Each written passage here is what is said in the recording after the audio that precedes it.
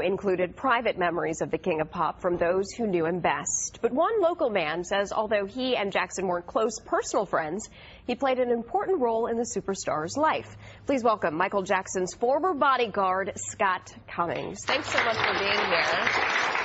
And when we're talking former, just to give people an idea, this has been how many years ago? Well, it goes back a little bit. I know I still look young, but 1990. Wow. And so for how long was your detail with Michael Jackson, and how do you get a gig like that? Well, I was working for Mr. Trump at the time. Okay. And he basically asked me to go to the airport and to pick Michael up with his agent, show him around a couple of the properties, and bring him to a meeting. And so Sounds easy enough. It is easy till people finally realize who he was.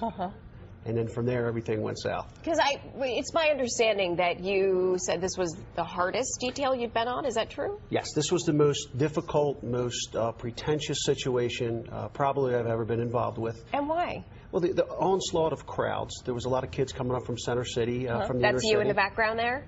Yes. All right. So I would bring Michael through the crowd, and I would have to actually pick him up by the belt to move him different ways because people were trying to grab part of his clothing, try to grab his hat. And at one point, they even were successful and grabbed his hat off of his head.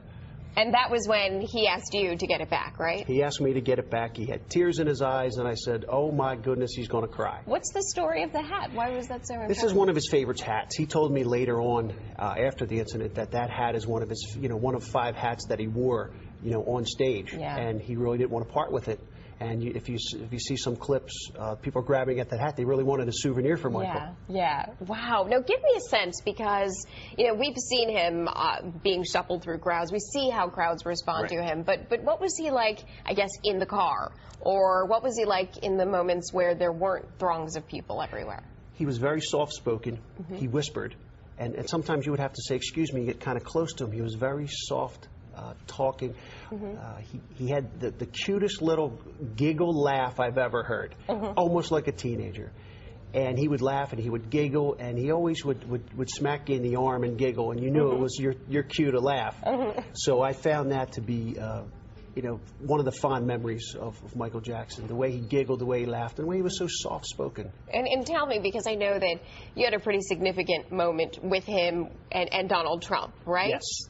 There was a moment where he had asked Michael if he had ever seen $1 million. Tell me that story. Anybody that knows Mr. Trump knows he has a great sense of humor. Sure. He's a wonderful, wonderful man. He had asked Michael Jackson if he'd ever seen $1 million in cash.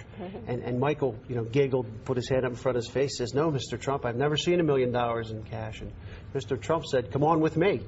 He walked right into the vault and opened the drawers and handed Michael what could be $1 million in cash. And, wow. You see Michael's face in the picture. He was actually laughing, during that time. He had a great time. And did he get to keep it? I don't think he was able to keep that. Okay, just curious, just wondering, just wondering. So when you were in the presence of Michael Jackson, because a lot of people who are very famous, they have kind of an aura about them. Yes. Literally, when you're next to them, you're Absolutely. like, wow, I get it. Did you get that sense? Yes. All right. There was a vibe around him, as a child, having protected Elton John and Michael Jackson and several other entertainers. You look at him from a child's standpoint, like, hey, this is a guy I looked up to when I was a child, and now this is what he's really like in person. He's talking with you, he's smacking you in the arm, he's walking around, putting his arm around you, saying hello. I mean, of course, it was professional. We weren't, going out night out on the town, but we would have some moments where we would speak. And I have to tell you, there was an aura about him. There was a certain air of a spiritual air about him. He was very confident, very shy, where some other entertainers would pop into the room and scream and yell, and But he was very quiet, very reserved. He didn't need that because everybody did it for him. Absolutely. Now you have to remember, Michael Jackson, from when he was 5 years old, everything was scripted. From going to school, from eating dinner, and he was always surrounded with a lot of people. So he never got a chance to go down to the playground and play wiffle ball. He never got a chance to go under the fire hydrant like I did when I was a kid up in Mayfair. So, Michael really didn't get a chance to grow up, so I believe in my mind he was always a kid. And one of the greatest entertainers, absolutely. Right, and just because we've run out of time, but one thought that came to your mind as you were watching the memorial yesterday, anything that struck you? I was saddened because I would have liked to see Michael make the comeback. I believe he was on the right track. And I think that this was probably going to be the greatest album because this would have been his last album. So I was hoping for, a big comeback. Right. As everyone was. Kat Cummings, thank you so much for being here, for sharing your story. Mom? Yeah, please. Oh, and you've got one person you want to say hello to, right? I want to say hi to my stepmom, Marie, who's in Nazareth Hospital, and say hello to my 1-week-old baby boy, Logan. See you, Hammer. All right. Thanks so much, Scott. We're back with more of the 10 Show right after this. Hi, Mom. Get better.